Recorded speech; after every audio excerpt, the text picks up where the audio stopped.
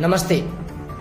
गरिमा online radio, गरिमा खबर TV र www.गरिमाखबर.com बाट एकसाथ प्रसारण भइरहेको बेलुकी 7 बजेको समाचारमा तपाईलाई हार्दिक स्वागत छ।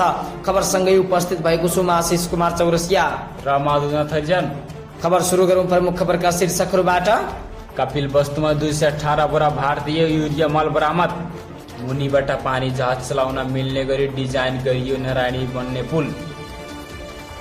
स्वर्गीय सचिवको सुविधा कटौती प्रति सांसदहरूको चासो।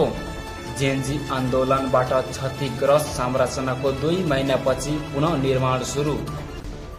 उच्च स्तरीय आर्थिक सुधार आयोगको सुझाव कार्यान्वयन सुरु भयो, अर्थमन्त्री खनालको भनाई। महाधिवेशन विवादले पार्टी विभाजनको अवस्था आउन सक्ने शेखर कोइरालाको चेतावनी। नेपालको संविधानलाई राम्रो भन्न सकिँदैन, पूर्व प्रधान न्यायाधीश कल्याण श्रेष्ठको टिप्पणी। पालिका स्तरमा एमाले देशैभरि गर्यो प्रदर्शन। ग्लोबल आइसिटी लिडरसिपमा फोरम सहभागी हुन् सञ्चार मन्त्री कोरियामा प्रस्थान। सीके राउतको अभिव्यक्तिप्रति प्रदेश अध्यक्षको आपत्ति। लिङ्गदेन र थापाबीच भेटवार्ता। प्रवासबाटै मतदाता नामावली दर्ता गराउन रासोपाको माग। एमआरपी नराखेपछि इन्टरप्राइजलाई 1 लाख रुपैयाँ जरिवाना।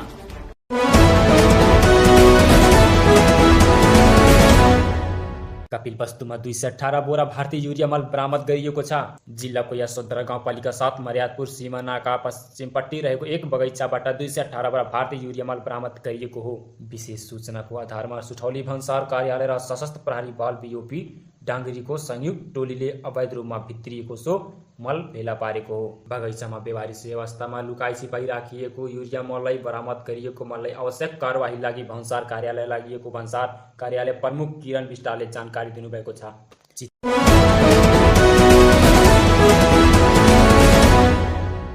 चितवन र नवलपुर जोड्ने नारायणी नदीमा निर्माण गरिने नयाँ पुल डिजाइन स्वीकृत भएको छ।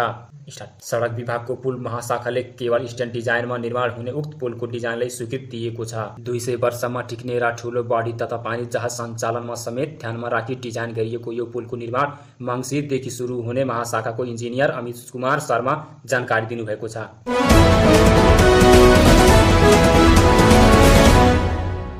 संघीय संसदहरूले